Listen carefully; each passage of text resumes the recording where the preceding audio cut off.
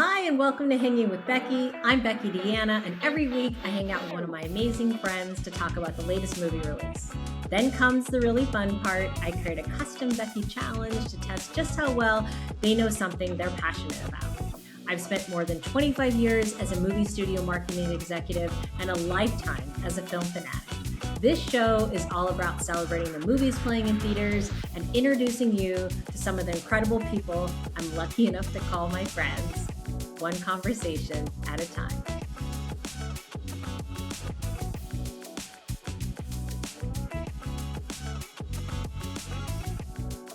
My guest today is Kyle Reardon. Now, most of you know Kyle as producer and editor of Hanging with Becky, but before he was helping bring the show to life, he was a lifelong comic book fan.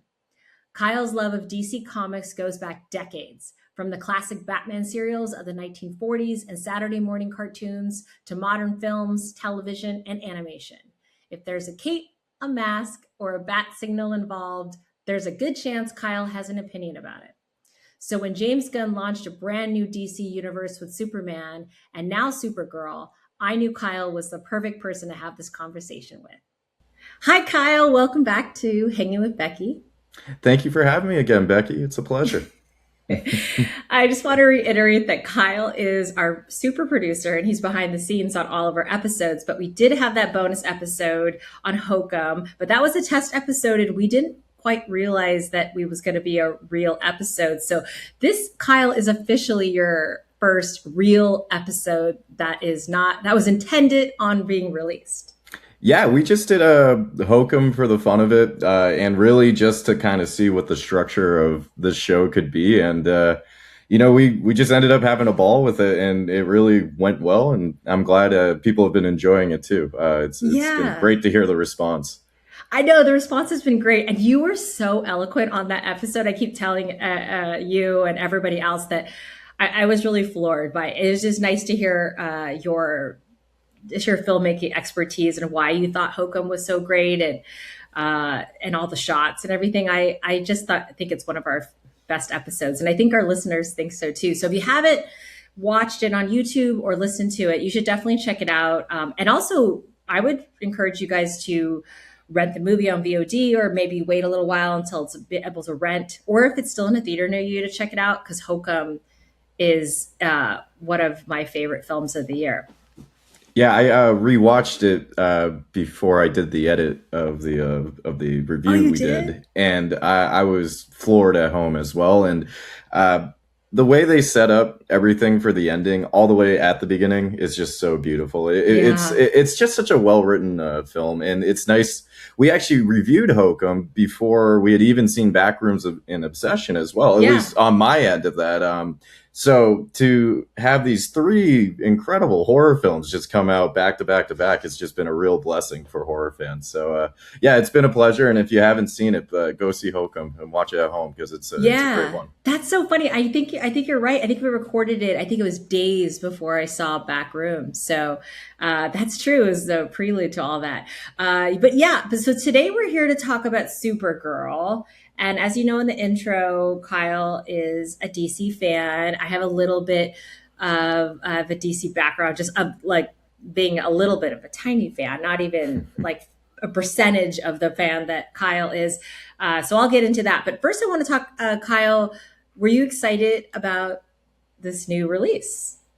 Yes, I was incredibly excited for Supergirl just because of what was set up with last year's Superman, the James Gunn film. I was floored by that, and it was something I had waited for a long time, to see Superman done that way in my lifetime, because I only had Superman Returns and I only had Man of Steel really as an example of what that character was. And to me, they're not really representations of what I think is great about Superman. So I thought James Gunn got much closer to what I think they would have tried to do with Christopher Reeve if they had the effects back in the day, and also just capturing the spirit of the warmth and joy that Superman is supposed to bring. And in the grand scheme of everything, I was incredibly excited with what the universe had to offer.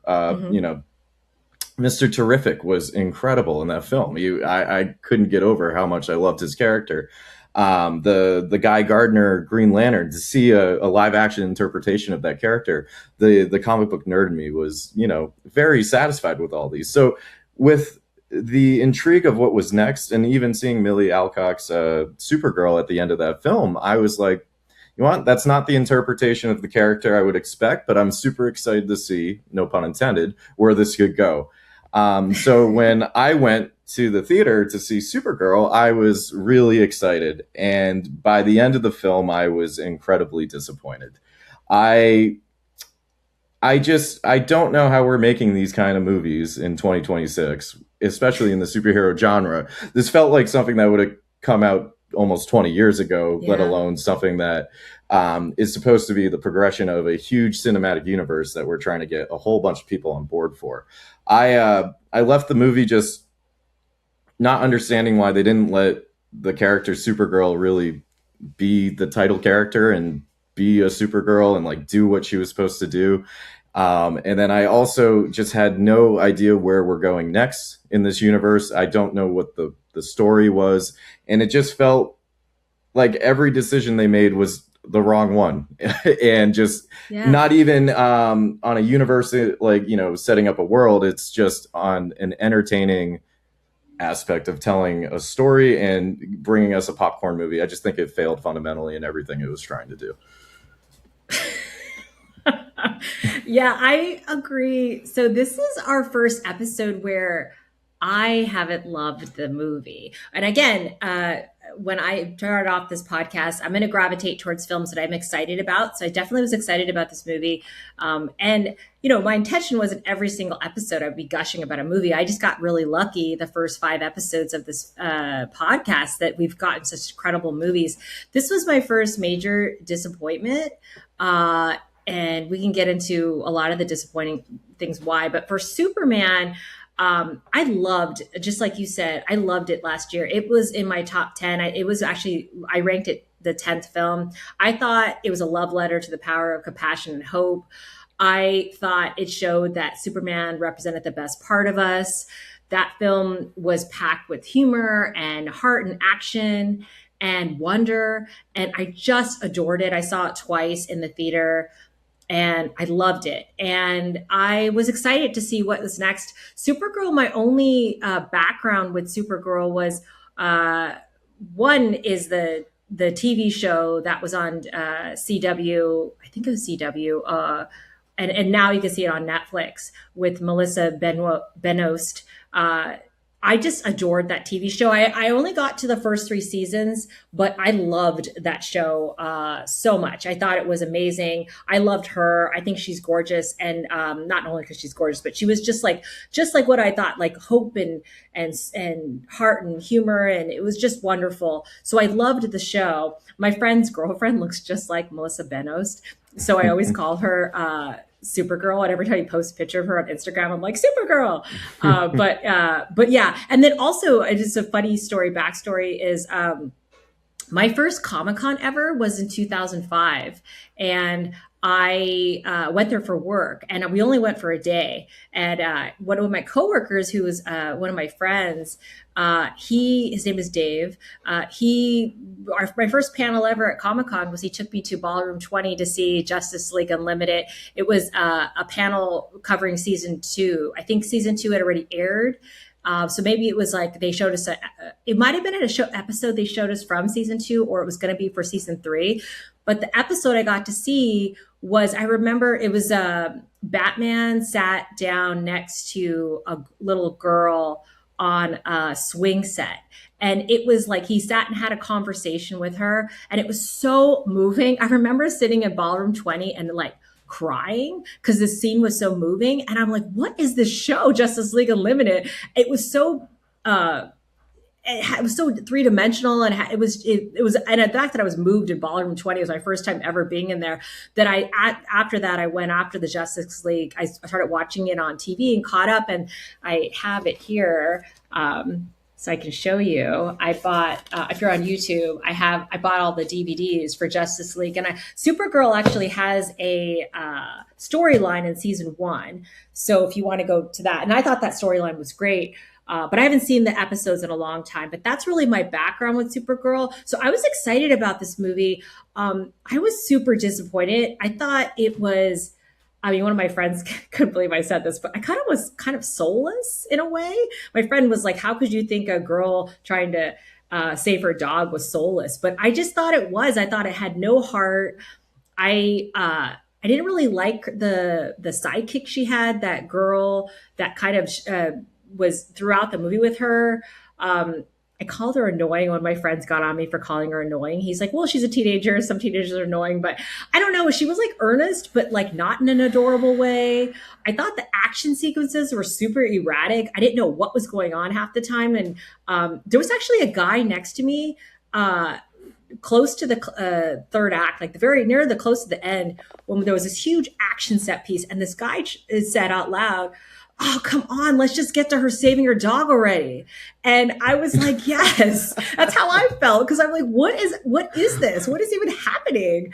I thought the villain was really lame. I didn't like the colors. I thought it was very dystopian and like, but I'm okay with dystopian, but it was like bland and muted. It just lacked the wonder and joy of Superman. And actually, I think the only parts that I really loved were the scenes with Superman in them. Like whenever he showed up in the beginning, and then, like there's other parts where he has he's on the screen, not often, but he just lights up the whole screen. It's like they know how to write for Superman. Like they got his voice and they get it. Because there's a scene where he is talking to Supergirl when he first meets her. It's like a flashback scene, and he's so funny. And at one point, because she can't understand him, and he says, "Oh, I don't know why I'm talking louder." It was really funny. And so like the parts where I like genuinely laughed were when Superman was on, because they get him, they understand him. And also he's so warm and charming, and like it immediately infused the film with heart when he came on the screen.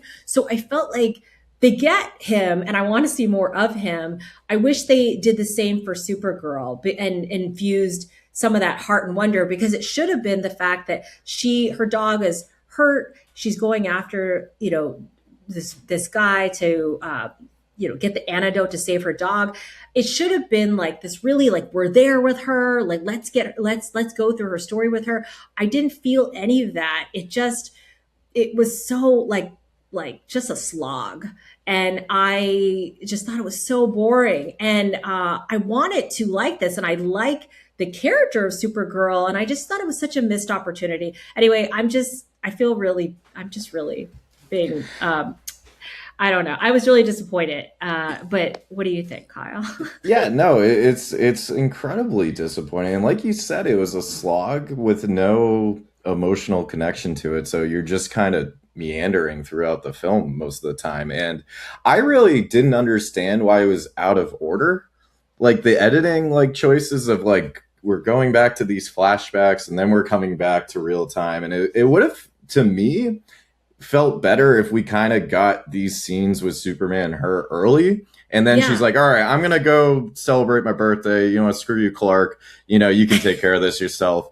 And he's like, well, no, I need you here. And then she goes off. And also for me as an audience member, I wouldn't be waiting to see him again, because now I know we're going to try to find Superman again throughout the whole movie. So for me, I was so bored. I'm like, bring me something that I'm enjoying back to the movie a little bit. And it's like, no, I just, like you said, like it slogged through. They do have Superman's voice. I really think this actress is good in this role, though. Like I actually didn't have an issue with the casting on her end. I just think she has literally nothing to do. They nerf her character every chance they get. That was also my other thing. So like doing it out of order, we don't get to see Supergirl be Supergirl for the first 25 minutes. And then it's like this whole dramatic moment. And I feel like that would have like been so much better if we had already seen her be heroic, and already had gotten a taste of what she's capable of. So when she's in peril, I care more, because a lot of the audience has never seen Supergirl. They just think it's, a version of Superman, which it basically is. But still, like, there's just no setup or payoff to these things. It's just like, I don't know. It just was so disjointed. And every time I was like actually kind of getting intrigued into it, it went like 2 or 3 steps back and like just didn't let Supergirl do anything heroic or anything interesting, and then we were lingering on the villain for so long, who, yeah, as generic as it got, and then he got brutal, like out of nowhere, like Yeah. incredibly brutal, and it felt like just such a manufactured moment when he killed that kid, because it was like, okay, now you're trying to make me like actually hate him, which I get, but it just felt forced. Like the whole movie just felt forced, and like felt like we're just putting these beats in to kind of check off a box more than just naturally letting the story get to these moments. And yeah, and it was tough. And even the things I was looking forward to, like Jason Momoa's Lobo, Hmm. I it was just so one note. It was just, and he didn't really have much to do. Like aesthetically, it was cool, and he's an interesting character, but I also just didn't think this was the movie to bring that character in. It didn't feel like it just didn't feel correct, and like I think the tones clashed royally. And I know they're going for this Guardians of the Galaxy kind of ragtag group of people and bringing all these different personalities together. I just didn't think it worked at all, and I didn't think there was any chemistry between anyone on screen. Yeah, I agree. Did you think, because I remember you told me you're excited about Lobo, did you think he was going to have a much bigger role in this film than he had? Um, yeah, no, like I guess he's in the movie a good amount. Like he is in it. It's just like he's not doing much, and he's sitting in the corner for most of the time. You You know, know, it's funny you say that he's in the movie for, because you're right, but I don't feel like he was because he didn't have anything compelling to do. I think he's like presence is there, but like yeah, he's not Yeah. doing much in these scenes. And then if Lobo feels like they had a movie without Lobo in it, and then they're like, there is not a comedy relief, or there's not like enough action. Like, how do we Mhm. add something else it? Felt like he was almost added into this movie in some points, where I'm like especially in that third act, in like that action scene, it just felt like out of nowhere he's coming in. I know that's the point, and they kind of hint at it at the beginning, but it really just felt action wise like he came out of nowhere in that last sequence. And I just, yeah, it felt forced. His character felt forced. I thought his humor was incredibly forced. I've heard different versions of this, because in the trailer he calls Supergirl Ditz, but I heard in the film he called her tits, and I my jaw dropped. I couldn't believe that actually happened in the film. And that was my Yeah. whole thing, is like,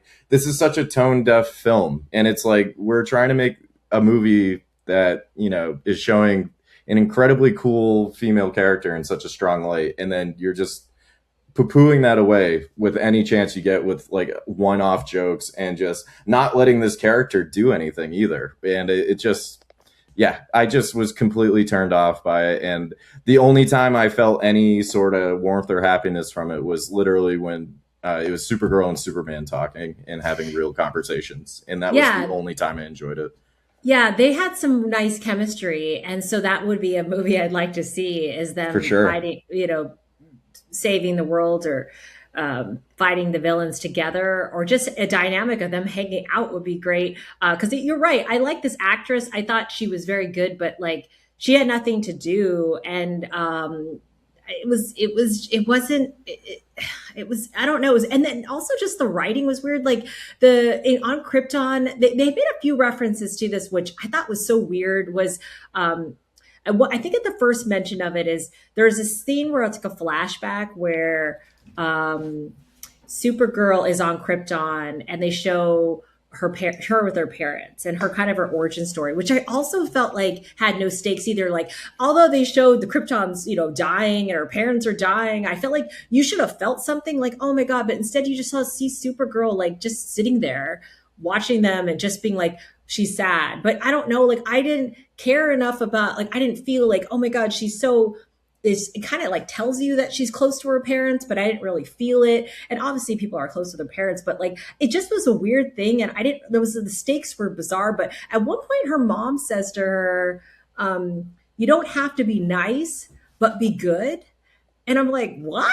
Like, what? This is a weird thing to say, because it's trying to allude to the beginning of the movie, like maybe she's not a nice person in the beginning, but she's a good person. But I'm sorry, being nice and being good are the same thing. So what?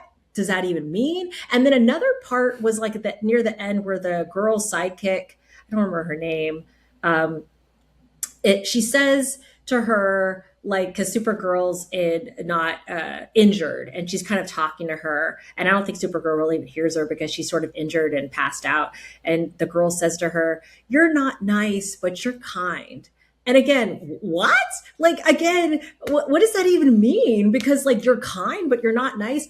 Kind and nice are the same thing. So I don't understand what that means. It's like they try to delineate like between the two. It was such a weird thing to put, kind of like because she's edgy, she's not nice, but she's inherently a kind person. That's what this franchise is about. And it's just like the weird things that try to be like maybe if you're not if you're nice, that means you're not cool. Like I didn't like that whole, and I didn't even know what they were trying to do there. It really bugged me. I think it's them just stuck on trying to separate Superman and Supergirl. It's the only thing they have in their characterization that can separate Yeah. them is she's edgy and he's straight edge. And it's like, that's all you got out of like those characters. Like, I don't know. There's just so much more to it. And it's just so surface level. And it, yeah, like you said, it literally does not make sense.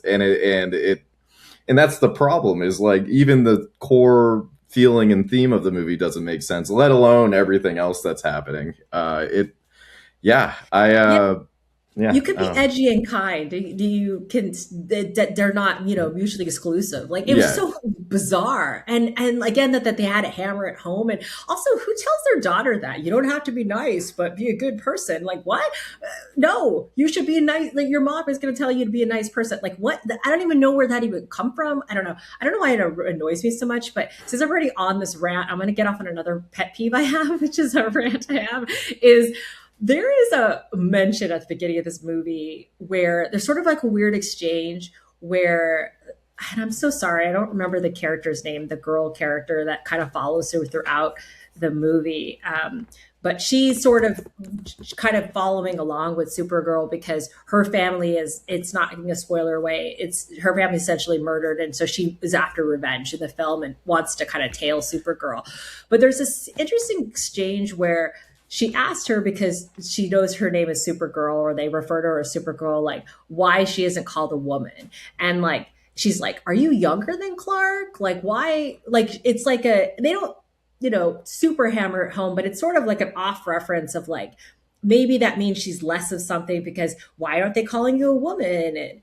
And that means must be you're younger. And I just want to say, this is a pet peeve of mine because it goes back to the whole thing about the word girl is somehow less than, like it's insulting or disparaging to call a girl, to call somebody a girl. There was a guy I briefly dated in college who I remember I referred to myself as a girl once, and he looked at me and he's like, "Oh, you're not a girl, you're a woman. Like, call yourself a woman." And I'm like, ew. Like, you can go, like, I can call myself whatever I want to call myself.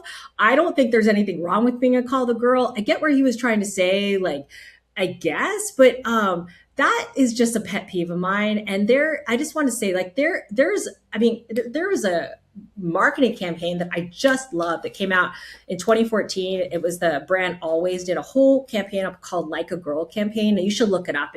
They're extraordinary television spots. But essentially what they were was one of the spots is they interview these teenagers and they ask them like, show us what it's like to run like a girl, show us what it's like to throw like a girl. And they would do it like in a lesser way, and then they would interview girls that were under 10 and say, show what it's like to run like a girl. And they would run really fast and throw really fast because they don't, at that point these girls that were younger didn't have it in their head that the word girl, throw like a girl or run like a girl was less than. They just thought it's being who I am and running fast or whatever. And it was such a profound campaign. And I think it kind of helped at that point let people reevaluate the word girl, that like, let's not use the word girl like it's a lesser than term. It's not. And if you want to refer to yourself as a girl, then great. There's nothing wrong with being a girl. Being a girl rocks. I have a little girl and she's awesome. I still call myself a girl. So let's not go into that narrative like somehow talking like a girl or swimming like a girl, waking up like a girl. Like, I'm a girl and that's what I do. And let's embrace it. And sorry, I didn't mean to go off and like hanging with Becky, but it is a pet peeve of mine. So if you call yourself a girl, rock on. Or however you want to call yourself a woman, great. Uh, they're both great. So let's not disparage the name girl. Okay. All right. That's my Becky's corner today of Becky's rant for this episode. I love it. I love it. Call yourself what you want to call yourself. Yes. Who cares? Yeah. Whatever label you want is fine with me. Anyway, but yeah, let's go back to the I guess the narrative. So I mean, did you have an issue following the action? I just felt like the action was Yeah, a yeah. I mess. thought it. Well, first off, the movie's like just an ugly looking movie. It's very like Yes. I heard someone call it muddy, and I was like, yeah, it's like just kind of brown and like just from the colors and the vibrancy of the last Superman movie. I just to come to this, and especially like you're doing like a cosmic space tale, like make it this comic booky like Thor Ragnarok's like a fun one, you know, because it's like they really kind of lean into the colors and the vibrancy Mm-hmm. of like that kind of story, and it's like I felt like that would be more in vein of what they were doing with this, but not no, not at all. And then in particular with the action, that bar scene, we're not even like watching Supergirl do anything. We're stuck on the girl's name is Ruthie. That Oh, was her okay. name. Thank Yeah, you. it's Sorry Ruthie. about that. I should have looked it Um, up before. I'm sorry, I just didn't want to interrupt you, but No. Oh, my rant. You're all, yeah, Becky's going. Becky's hot. yeah. This is Becky being hot. We're gonna have we're gonna have a new Segment. segment, Becky's soapbox or something. We'll make one. That'd be perfect. But I usually don't get so worked up. Sorry, no, it pushes some of my buttons. So you want to what? When I get there's things in movies I get passionate about too, and it's funny. It's like there'll be just something that ticks the right thing, triggers the right thing, and it's like you know what? I just don't agree with that. So yeah. you're 1,000% right in that. But no, I just that action sequence in the bar in particular is just the one that stood out to me because it was like we're just not going to show Supergirl do anything. We're just going to linger on Ruthie, the young child, as we see, henchmen getting thrown over her at the bar. And I'm like, this is just, I hate when movies do that. The biggest culprit is the 2014 Godzilla movie. Every time Godzilla is about to do something, it cuts away to people or it's like showing the action through a TV screen. And it's like, I'm here to watch this. Yeah. I'm paying money to watch this. Why aren't you showing me this? I the only action sequence I thought was pretty decent was like the end one when Supergirl had some great hero shots. Supergirl had some great hero shots overall. I feel like that's what they put in the trailer, though. But they did, and I didn't watch those trailers. I trailer. saw it afterwards, and I was like, I can't believe that Yeah. all the best stuff was literally you can see for free at home. You don't need to go. Like you don't. Everything that was great is in that trailer. I guess that's the one other thing.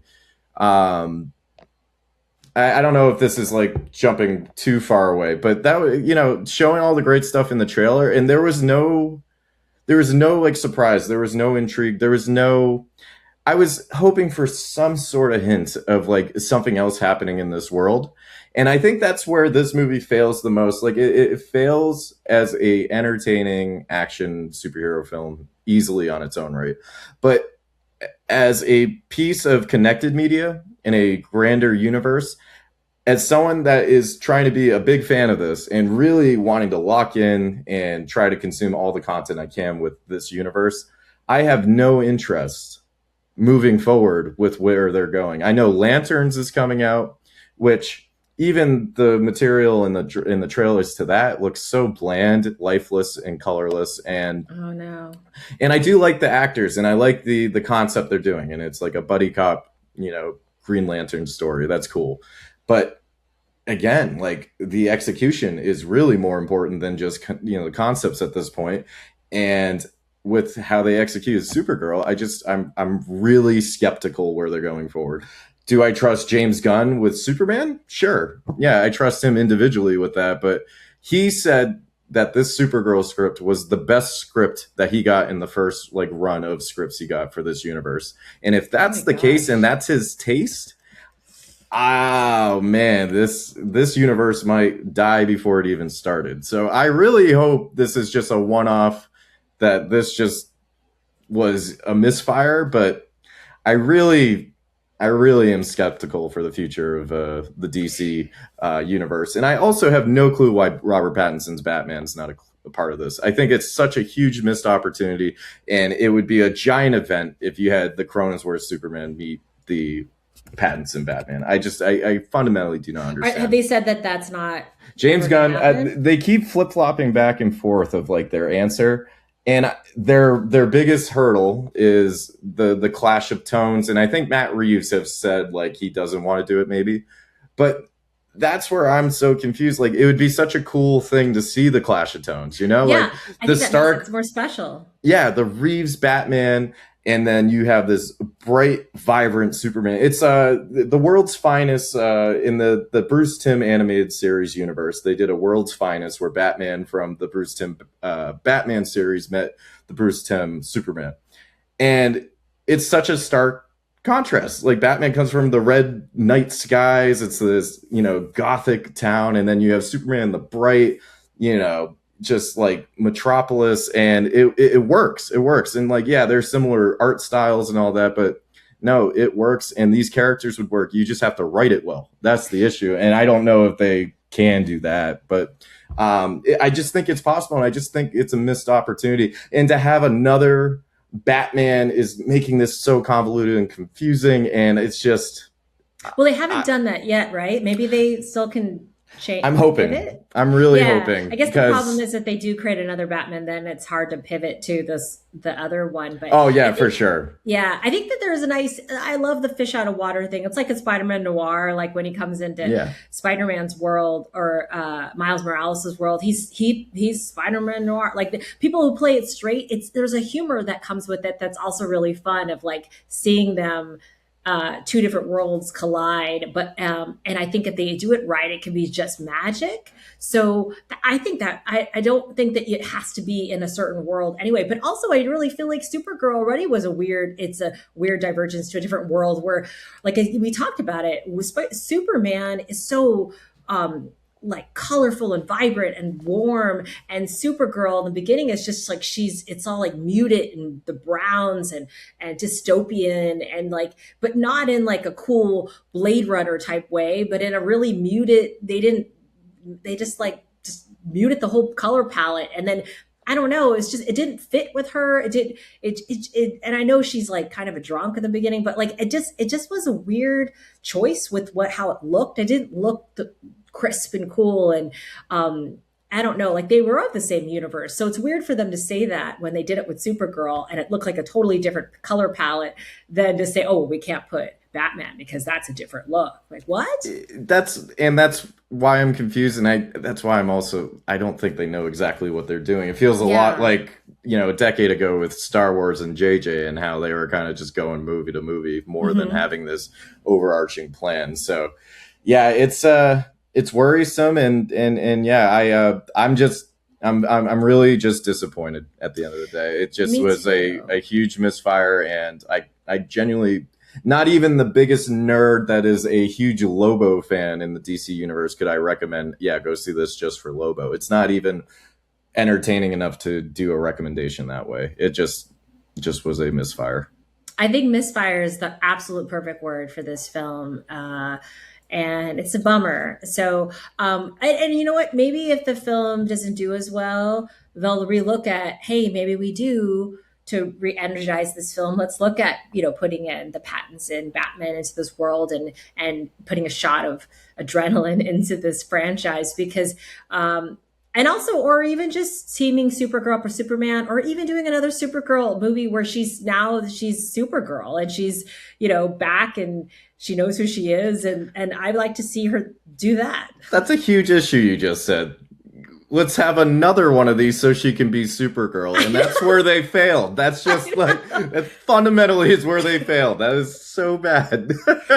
That's so funny. Wait, can you explain? Because I got confused by this, of the continuity between Superman and this film because I'm not as good with the linear mythology of all these characters and stuff. So the end of Superman, Supergirl comes back and like she's like, "Thanks for taking care of my dog." What timeline is that based on this movie? I don't understand. Why does he have her dog and where was she? What's Yeah, happening? so what would have made sense Okay. is if this movie took place while she was gone. And the Yeah. end of Superman is her coming back from this adventure. That's what that felt like that should have been. That is not Yeah. what happened at all. Yeah. I and this is why I was like, I don't get why the movie's out of order, because it like makes it super convoluted and like confusing that you don't understand that. I don't know when this movie takes place. I know when we get to the end, it's after it's after the events of what we saw in the first Superman. Okay. Like that last exchange is the like after Superman 2025, which Okay. also what a terrible way to end your movie. The last shot was like him like Superman just like sitting in a chair or something. It was like just Spoiler alert, but never sorry, mind. oh my god. I mean, I don't know. I know it's a huge sorry spoiler. about that. Yeah, well, it's very Whatever. underwhelming. It's not anything giving anything. I mean, who cares? Well, yeah, and if you got this far and you haven't seen it yet, don't stay for the credits. There's no There's post no credit post credit. which is Hope for a better movie, but nothing. insane to me. There was no hint of anything, not even a Green Lantern ring or something. I was like, are you Yeah. kidding me? Like, oh my god. Missed opportunity. Yeah, I couldn't tell you exactly the timeline. It doesn't make sense. It doesn't the things they're talking about with like what Superman was doing, I don't think were the things he was doing in 2025. It sounded like different things, which is fine if that is the case. Like, okay, the world goes on and all that, but we have no clue where we are in the relationship of this timeline for this universe, really. Yeah, from what I understand from a remember from Superman, that I felt like when she gets back, she's like, "They should take care of my dog." Like, first of all, why did she leave without her dog if he's that important to her? But then also, it just felt like she was kind of a mess when she came back too. Like maybe she was on a binge or I don't know, who knows. So it's like again, I was like, what's going on with this character? So I thought that this movie was going to help flesh that out for me, but instead Yeah. it was they sidelined. Also, Krypton is such a fun dog, and like they sidelined him for the whole movie. I get Sideline him that's, like, twice now. Yeah, It's 2 movies in a row. They just threw him out because they don't know what to do with him for 2 yeah, acts. that's true. I just feel like he's the, you know, it would be nice if he is so tied to her or him that he's more of a character. Sure. And maybe you care more about him. It seems like Superman was kind of annoyed by him in the end of this movie. Like, Yeah. can we like train this dog so he's not like a big old mess? But anyway, he's always like knocking stuff over and stuff. Anyway, all right. Do you have any? But we can pivot to the Becky challenge in a second. But do you have any closing thoughts on the Gunn universe, Supergirl, Superman? Anything you want to say before we pivot to the Becky challenge? I think I said most of like what I would say for this film. Again, I can't even, recommend it positively as like, like I thought the Wonder Woman movie was a stronger film than the first Wonder Woman movie. Anyways. Yeah. And I'm not the biggest fan of it, but I just thought overall it was a stronger film and like, respected its character, respected the source material that came before it. I just felt like this, and I'm not saying like, oh, it has to do, a Tom King story or it has to like do something that we've seen before. Like I'm okay with a filmmaker taking an original idea and trying to tell a story. And it took the bones of things we've seen before in the comics, but it did not capture the heart. It did not capture the emotion of what Supergirl is supposed to be. And it just didn't represent what these kinds of movies are supposed to do for people and for young women, which is just empower and inspire. And like you said, make us feel hopeful that we can be a little better tomorrow. And this had none of that. This had literally none of that. And and as a movie going fan, as someone just looking for some entertainment as well, it's just like, it's such a misfire. And I keep using that word, but it's just it just was a disappointment. And as someone looking forward to the Gunn universe and wanting it to succeed, and I'm a huge fan of DC Universe, what you said about Justice League Unlimited uh, is that is one of maybe it is my version of those characters. Like the Mm-hmm. way I see them in my head and the way I hear their voices is because of that cartoon. So Supergirl has had a beautiful representation in that. And even I would go back to the canon Supergirl. I think that film had a better representation of the character, the directed by Janelle Schwartz of Jaws 2 fame. Always got to get my Jaws reference in there. But no, I thought even the canon film had a better characterization than this film, and I thought even the canon film brought a little more hope and at least had some earnest naivete to it. You know, this Supergirl just is as studio manufactured as a movie gets, and it's just people in a boardroom throwing things at a dartboard, trying to figure out what they think we want, and this just is literally everything that you would not want from a movie like this. And I just think it was a huge fail, and it really leaves the future of this universe and this franchise in question moving forward. Yeah, I agree. I want to just pivot you guys back to even if you want another version of Supergirl, if you want another to see the CW. I thought like again that series. I kind of got busy. I didn't end up finishing it. I watched the first three seasons, but there's an episode of the CW series called Supergirl Lives that was I thought the one of the best episodes of the series. It was full of humor and heart and adventure, and it had Star Trek references in it. I remember, which also just really got me. I think I remember loving it so much that I ended up tweeting about it back in like 2017, 2018 when I saw it. So, I mean, that's a great version. I would have loved, to see that version of her. And then just quickly on Wonder Woman, I was a huge fan of the Wonder Woman. I hated the second movie, like Yeah. hated it. Like if you really want to see me, the angry Becky, I could go off on that movie for an hour. But the first movie I thought was electrifying. Um, I loved the casting of Gal Gadot. I just thought it was just wonderful. I love the how they showed somebody a superhero that could be that a woman the superhero could be everything. She could be beautiful, she could be tough, she could be badass, she could be kind, she could like ice cream, she could like girly things, like she could do all those things. She didn't have to be tough and badass, which means she, had to look a certain way. She could be everything. And I love that of thinking that like you could be all those things. You could be beautiful and you could be kind and you could be a badass. You could be everything.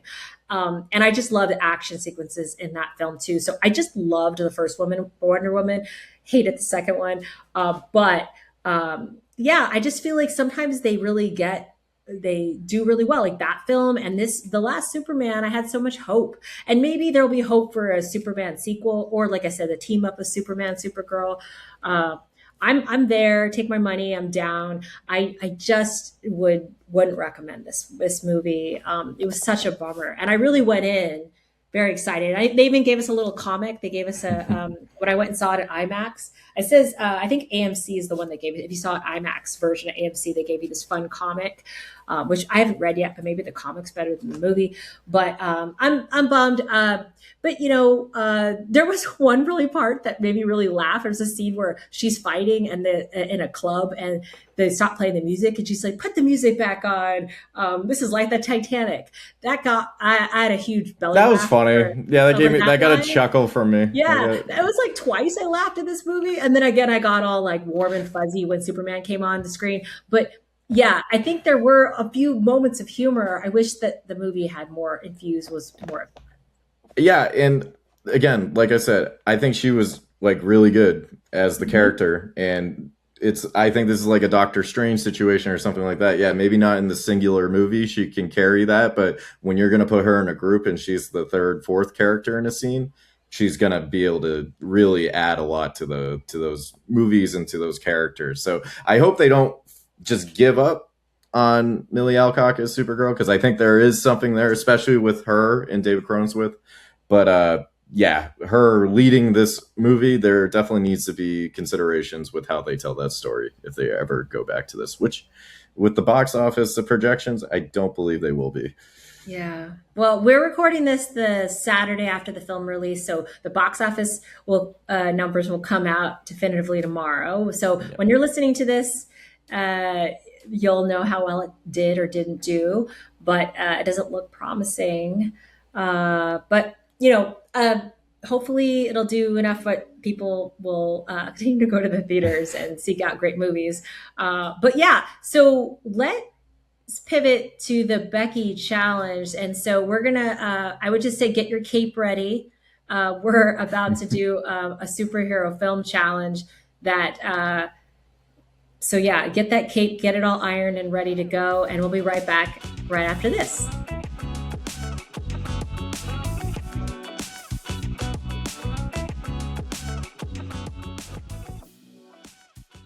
All right, we're back for the Becky challenge.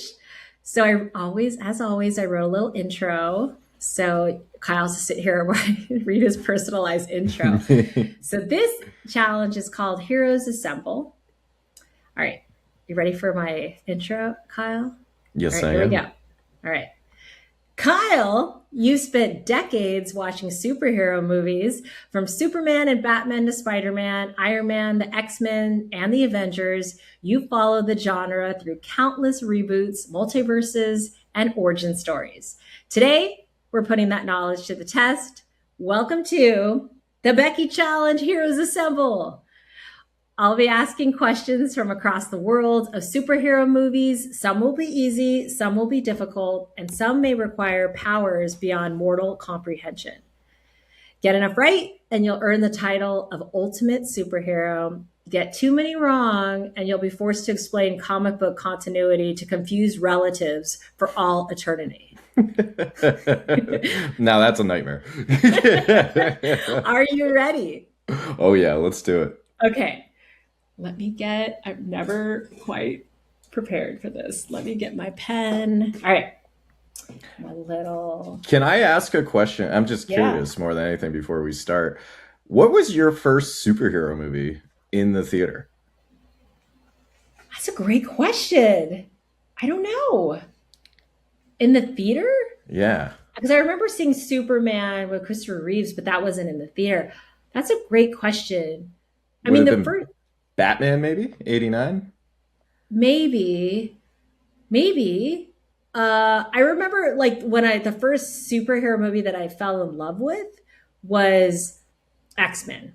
And that was when that wasn't the first one ever in the theater, but that was the first one. I just started working at Fox, 20th Century Fox, and we released X-Men, and I got to work on the first 3 X-Men films at Fox. Wow. And actually, I talk a little tiny bit about this. Just going to tease. Adam and I did a pilot on Terminator, podcast pilot that we're releasing the weekend after Comic-Con, and I talk a little bit about this. But yeah, I remember still working at 20th Century Fox was my first job, and walking down the hall, and they're walking by a conference room where men in suits were talking about the origins of Magneto and Professor X. And I was like, how is this my life? That this is my life now. This is so cool. But I learned a lot about the X-Men because I got to work on all 3 movies. But those are the first franchise that I absolutely fell in love with. And then I fell in love with the Spider-Man movies working on. I've worked on 9 of them now, including the Spider-Verse films, and including the new Spider-Man movie, Brand New Day, and Beyond the Spider-Verse. I'm not going to be there for the end, those when they release, but I got to work on both of those before I left Sony. So I'm really proud of Spider-Man. I'm really proud of X-Men. And I guess it's nice to have worked on all of them. Yeah, that's amazing. That's amazing. Yeah, thank you. All right, let's get into round 1. Let's do it. Origins. That's what I called it. I love it. Okay. Ready? Okay. What was the first MCU film? Iron Man. If we're talking the Disney MCU, yes. Yes. Correct. Okay. Now, question 2. What newspaper does Clark Kent work for? Works for the Daily Planet. Nice. All right. One second. Let's get to question 3. What city does Batman protect? Gotham City. Excellent. Okay, last question in the origins round. What is Peter Parker's aunt's first name? May Parker. Excellent. You aced round 1 origins. I'm already nervous, though. I don't know why. I do not have the confidence I did with the Jaws questions. So.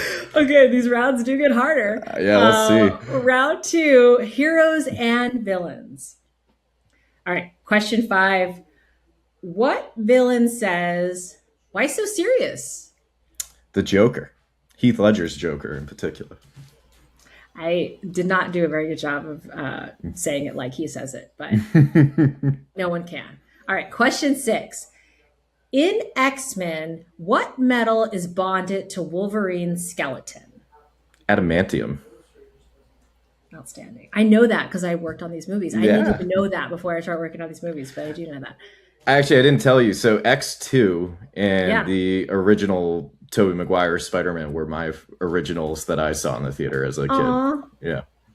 Those X2 is still an amazing movie. That movie holds up so well. Oh God, X2 was my favorite of those. Yeah, I agree. It was so exciting. And I was like really deep into working at 20th Century Fox then.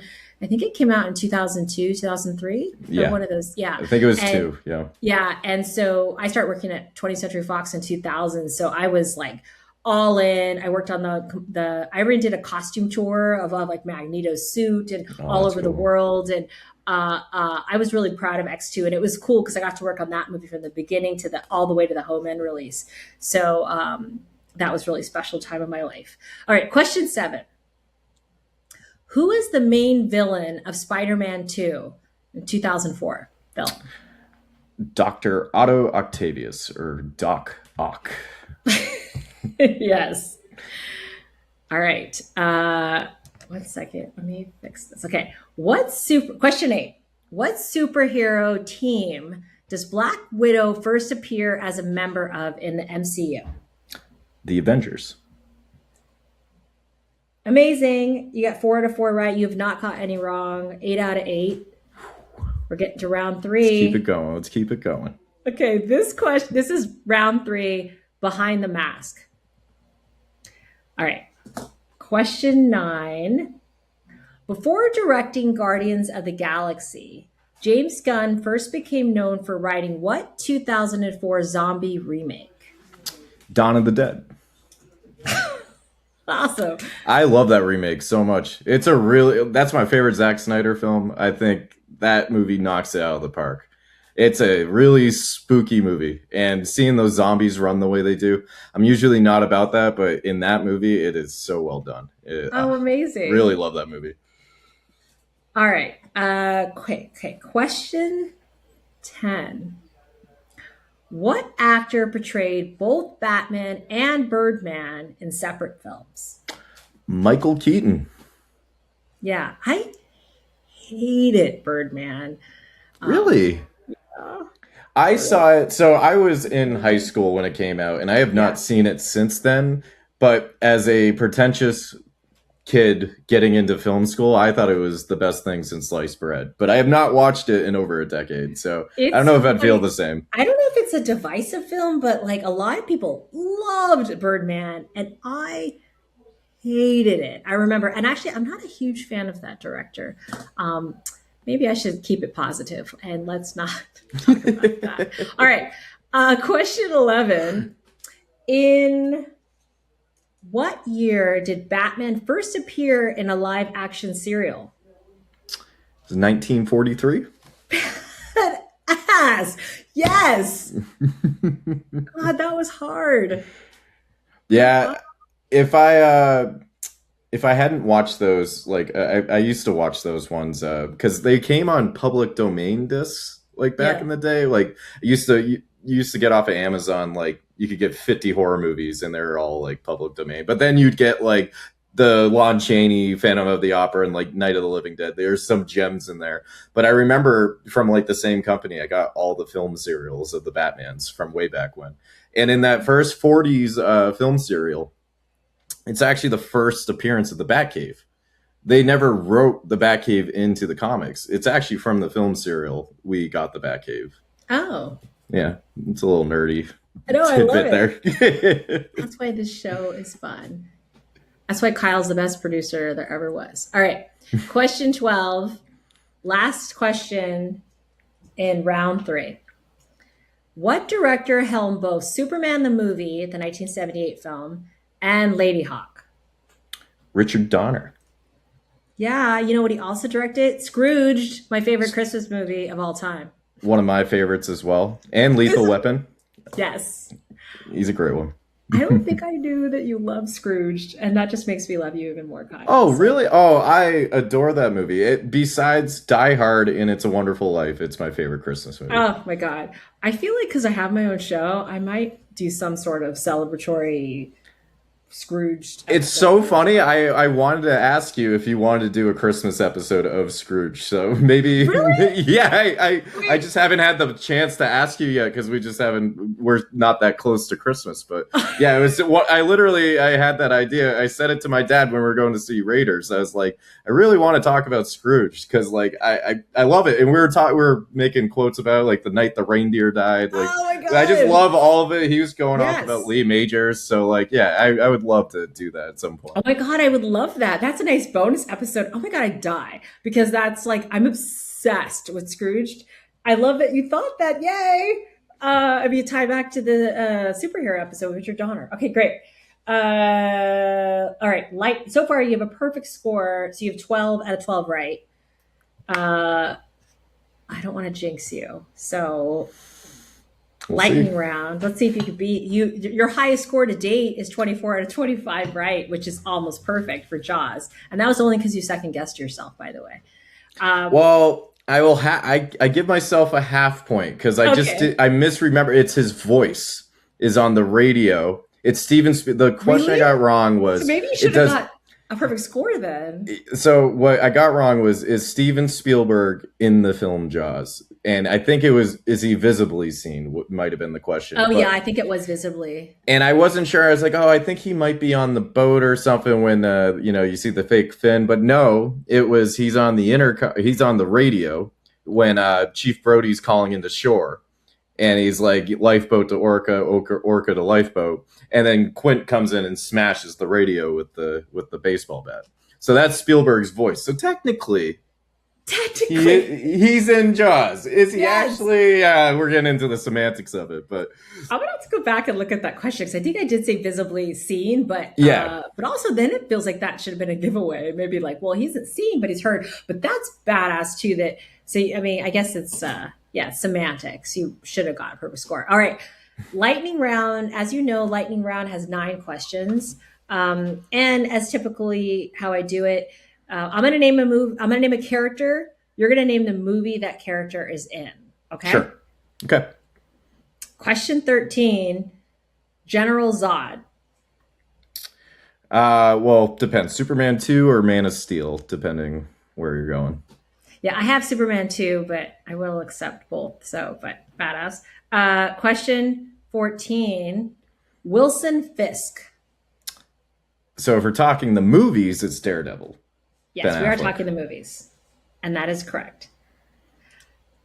All right, question 15. Name the movie. Harvey Dent. It would be Batman Forever or The Dark Knight. Amazing.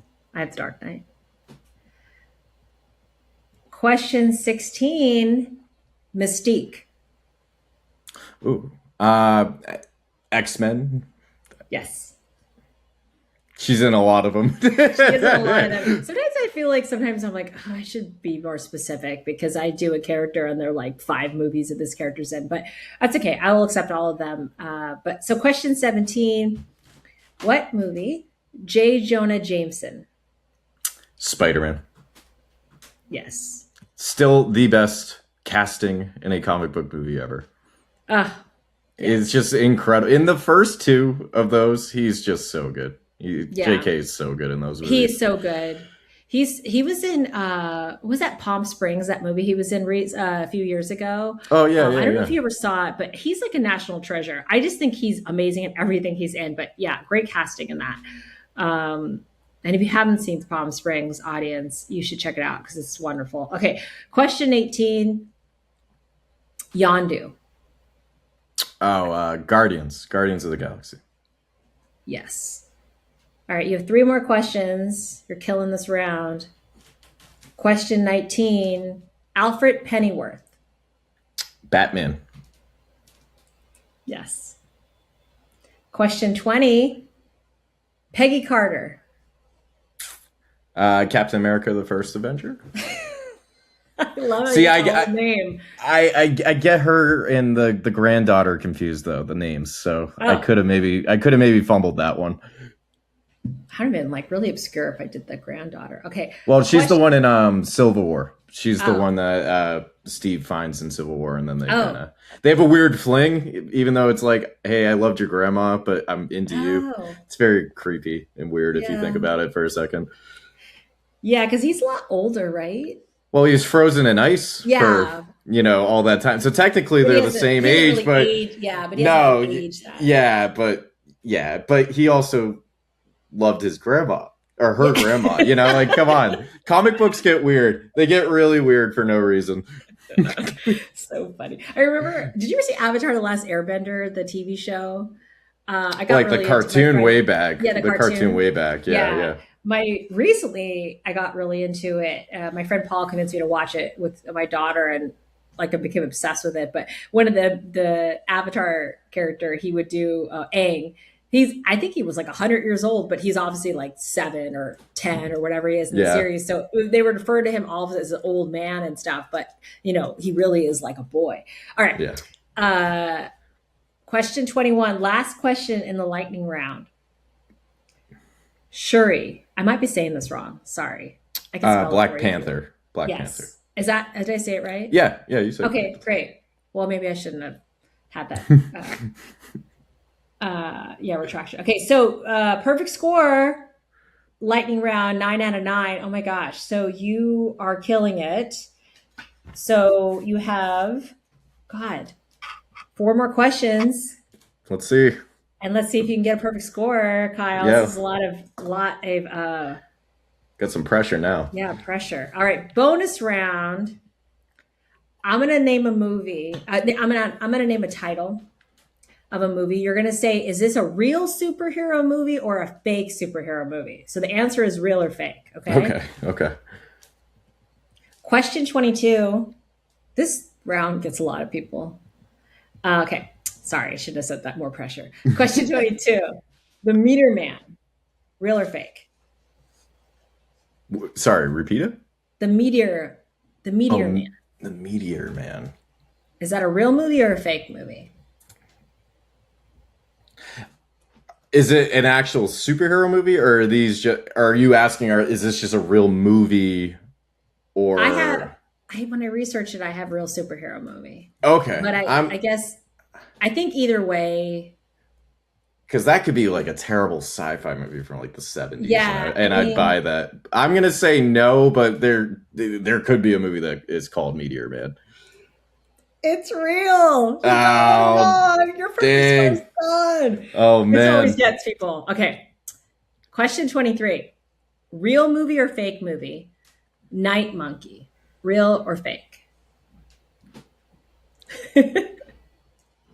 I'm gonna say fake because that's what they call Peter in was it Far From Home? Yeah, the Night Monkey. Yeah, you're right. It's fake. All right, 2 more questions. Blank Man, real or fake? Blank Man. Oh no. This is really hard. I'm sorry. The thing is, I could see it being a movie. Oh, any of these I could see being a movie, but I'm gonna say fake. That's a real movie. Oh man. So I guess, okay. Last question. Question 25. The Crimson Crusader, real or fake? Ooh, the Crimson Crusader. That reminds me of oh, what's that cartoon I used to watch as a kid? Fairly Odd Parents, the Crimson Chin. Oh yeah. Yeah, that was the superhero in that show. I'm gonna say fake since I said fake for Oldham. Uh, it is fake. Yeah, alrighty. You've missed you've wait you've only missed two, I right? So think two. this Yeah, round killed you. yeah. Not really killed you because you still killed it. But I gotta start coming up with more adjectives than killing and badass, which is what I keep using all the time. But that's just my natural thing. So let me score. You got 2 out of 4 in the bonus round. So you got 23 right, We'll take which it. is so. But reality, let's be honest, the superhero, uh, all the superhero questions. You 100% got all of those right. It was just my real or fake titles really blew you. I looked up Blank Man. It's a 1994 comedy action movie starring Damon Wayans. Oh, Uh, that's okay. I remember it says after his grandmother is killed in a mafia hit, Daryl fashions a bulletproof overcoat to wear over red long johns, becoming Blank Man, a superhero without super powers, save some inventive tinkering skills. What was the other one you got? Let me look that up. It was just funny. Was it Meteor Man? I feel like I've heard of that movie before. Yeah, you thought that was fake, right? Yeah. Okay, the Meteor Man. Oh, I actually know this one. Oh, you looked it up? What does it Yeah. say?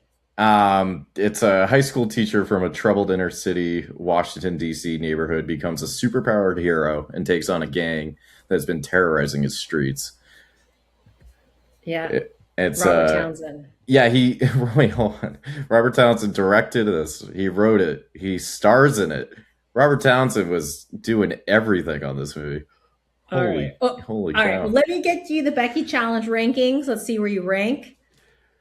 0 to 4 correct is a sidekick. 5 to 8 correct, you're a vigilante. 9 to 12 correct, defender of the city. 13 to 16 correct, world's finest. 17 to 20 correct, Justice League Reserve. And 21 to 24 correct, Hall of Justice Hero. And 25 correct, which is perfect score, means you got ultimate superhero. So you got Hall of Justice Hero only because of those real or fake bonus round questions. But congratulations, getting a Hall of Justice Hero. Hey, thanks. We all can't be Superman and Batman. The Green Lantern and the Flash need a place too, and I'll take that. So So fun. We talked about, do we do like a DC centric one or a Marvel centric one? But we may revisit those specifically. But we just thought it'd be fun to do it overall superhero. Amazing. Congratulations. And then that's it. That's our Supergirl discussion. And then, yeah, Kyle, do you have any closing thoughts or want to tell people where to find you? yeah, thank you again for having me on for Supergirl. This was a fun discussion. Not every film we get to talk about we're gonna love, and I thought this was a great way to have an honest discussion about a film that we're rooting for it. And at the end of the Yeah. day, I don't think anyone's going into a movie to want it to be bad, and especially with these big Hollywood movies, it's like when they're bad, it kind of frustrates us. We want them to succeed. We want to be entertained, and we don't want to waste our time when we go to the movies. So, I think we had a pretty honest discussion about that, which I really enjoyed. Had a blast doing the challenge with you, of course, as always. And yeah, if anyone wants to talk to me right now, I'm just mostly on Letterboxd. If you want to just follow me at Kyle Reardon. Uh, write reviews almost every day on what I'm watching. I have lists of what we're reviewing on the show here. And yeah, always open to discussions. And yeah, and thank you again, Becky. This has just been a lot of fun. Aw, thanks for coming on. And I couldn't have said it better myself about that we are rooting for these movies and we want them to be great. It's a bummer when they're not, but not all movies can be great. But yeah, I'm hoping that looking forward to future films and hopefully we'll get a good Supergirl story in the future. But you can find Hanging with Becky on on the Hanging with Becky name on Blue Sky and on Instagram. It is Hang with Becky on Letterbox and Twitter. And if you want to email us, you can email us if you want to talk to us, ask questions, whatever you would like. We're hangingwithbecky@gmail.com. And then also, we'd love to get, if you enjoy the show, hit the subscribe button on YouTube if you're a YouTube watcher. And if you are a listener, we'd love a 5-star review on Spotify or Apple or iHeart or wherever you are listening to this. It helps folks find us. And an actual review would be amazing too. We'd love that. And you can find me at the Becky Deanna on Instagram and Hollywood Minotaur, which is Hwood Minotaur, and most other platforms. And that's it for this week. I hope you got a good use out of your superhero cape for this challenge. And join us next week. We have Martin Kessler on the show to talk about best movies of the year so far. We had surprisingly didn't have a lot of overlapped films, so it'll be fun to hear what Martin loved and what I loved. So tune in for that. And until next time, go to the movies.